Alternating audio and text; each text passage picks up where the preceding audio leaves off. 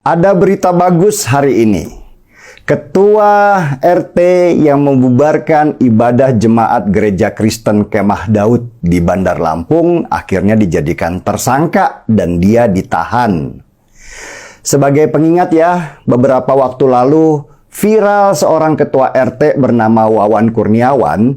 Dia menerobos masuk ke dalam gereja dan langsung membubarkan jemaat yang sedang beribadah.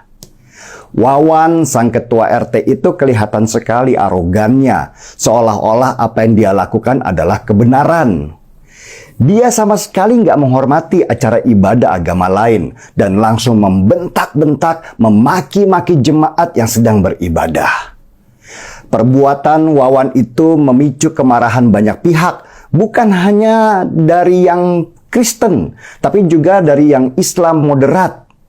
Apa yang dilakukan Wawan ditolak juga oleh banyak mereka yang beragama Islam dan menganggap apa yang dilakukannya jauh bertentangan dengan yang diajarkan di agama Islam.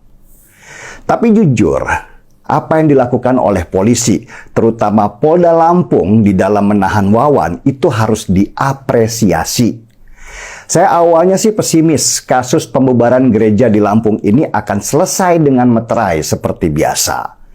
Apalagi Kapolri juga sudah mencanangkan konsep restoratif justice atau penyelesaian damai dalam menyikapi banyak masalah. Konsep restoratif justice-nya Kapolri ini sebenarnya bagus banget. Tapi di tangan kelompok yang berpikiran sempit dan radikal seperti si Wawan ini, itu bisa jadi senjata untuk berbuat sewenang-wenang.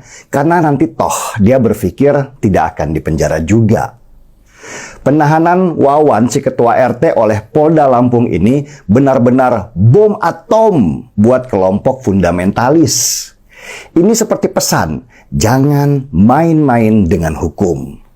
Dan si Wawan dikenai pasal berlapis yang langsung memasukkannya ke penjara karena sudah berbuat onar dan menciptakan permusuhan antar agama. Apa yang dilakukan ketua RT itu dengan membubarkan orang yang sedang beribadah, kalau nggak segera diselesaikan, itu bisa menimbulkan api dalam sekam antara dua umat beragama terbesar di Indonesia. Dan polisi sudah benar memadamkan api sebelum dia membakar negeri ini nanti. Saya juga heran, dari mana sih pemikiran sempit bahwa umat lain itu nggak boleh beribadah? Pertama, negara sudah menjamin kebebasan warganya untuk beribadah dan menjalankan agamanya masing-masing tanpa tekanan.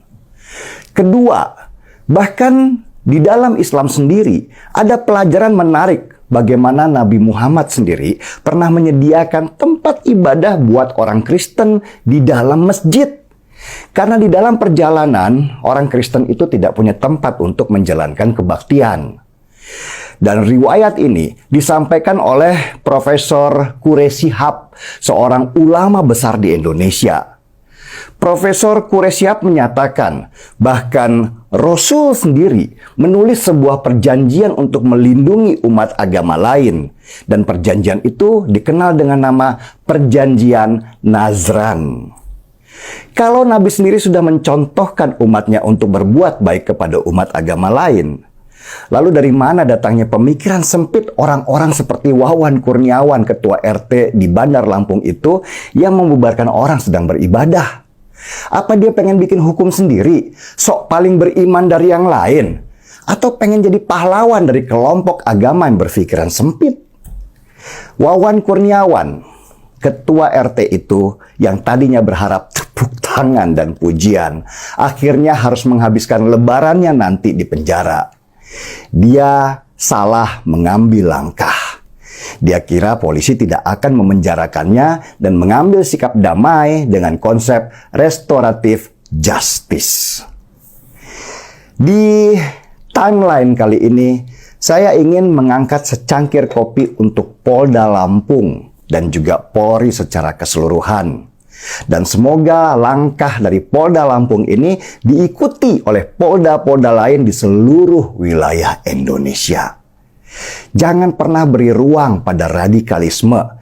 Harganya terlalu mahal untuk kita bayar kalau api perpecahan terlalu besar untuk dipadamkan. Saya sih penganut filosofi sahabat Nabi Ali bin Abu Thalib yang menyatakan dengan penuh kelembutan, mereka yang bukan saudaramu dalam keimanan adalah saudaramu dalam kemanusiaan. Setuju? Angkat kopinya saudara-saudaraku sebangsa dan setanah air.